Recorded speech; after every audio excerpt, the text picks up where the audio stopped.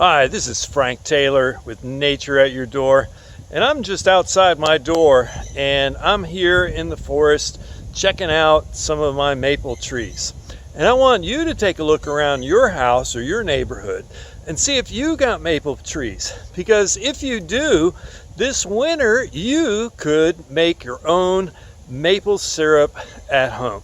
So one of my projects for January and February is to teach you how to tap trees, collect sap, and make maple syrup. And it's really simple. There's a lot of different ways to do it, and we can discuss that later. But for now, you need to check out and see if you have some maple trees. Right here in your backyard. You never know what you're gonna find. And here's to make this invasive. It's exotic. Dogwoods are flowering. And I just took a couple swipes of terrestrial environment. Produce seed pollen. And it's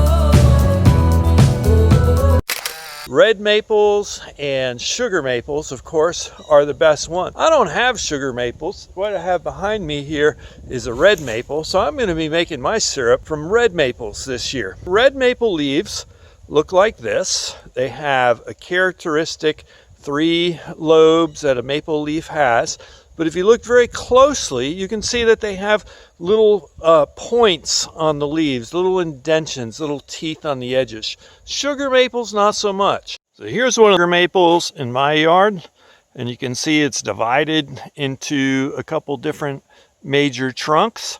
It's a pretty tall tree, probably 70, 80 feet or more in height. We still got a bunch of leaves yet to fall. Maples have this characteristic gray bark, as you can see right here. So I was hiking on the Appalachian Trail in Tennessee, and I was able to see sugar maple and red maple in the same place. So I took a couple photos to compare them. You can see the sugar maple is on the left, and it has a softer outline compared to the red maple on the right. You can see that the red maple still has the 3 central lobes, just like the sugar maple does on its left, but the red maple on the right has a toothy margin, and that's one of the ways you can identify a leaf of a red maple from a sugar maple. So after I shot some of this sugar maple footage, I jumped in my Jeep Wrangler, top off, and ran some errands in the local town that's close by. And I saw a silver maple. So I pulled over on the side of the road so I could show you silver maple. Silver maple gets its name because when the wind blows, it looks all silvery. The leaves turn over. And silver maples are green on one side and very, very light, almost white on the other side. So when the wind blows, it looks silvery. And old timers around here would say, when you see the silver maple turning silver, it's gonna rain soon.